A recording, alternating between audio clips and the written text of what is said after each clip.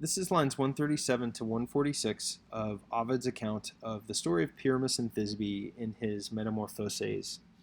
And at this point, Thisbe has seen Pyramus seemingly lifeless, and she's put two and two together and realized what's happened.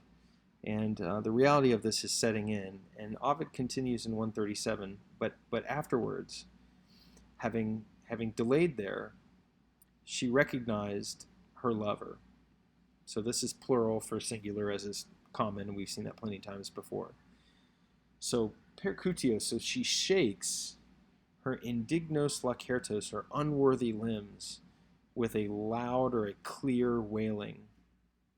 And having been torn with respect to her hair. So this is another one of those instances where we have a perfect passive participle with an accusative that passive verbs aren't really supposed to take.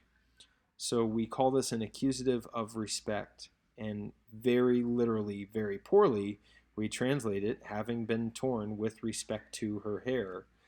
The better way to deal with this in turning this into English is to pretend that this is active, almost pretend like it's a deponent verb.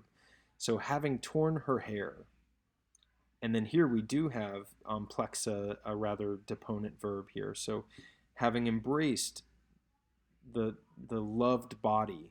So if I were to translate a little bit more freely, I might say that the body of her lover, the body of her loved one.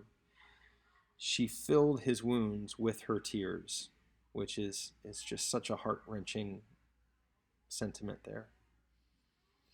And her weeping with his blood she mixed. So she mixed in her weeping with his blood, and on his cold face, and we understand his face is cold because his blood has come out of his body, fixing kisses, so fixing kisses or placing kisses on his cold face, she shouted, Pyramus, what casus, what misfortune, what accident has taken you from me?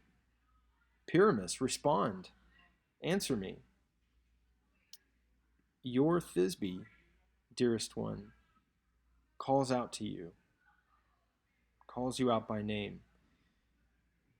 Hear me, listen, and lift up your face laying there. Now, literally, that's the literal translation, yakeo, to lay, to lie. Probably what's meant here is lifeless or still. Now, to the name of Thisbe, his eyes made heavy with death or by death, Pyramus raised up. So he lifted up his eyes heavy with death, and with her having been seen, he closed them.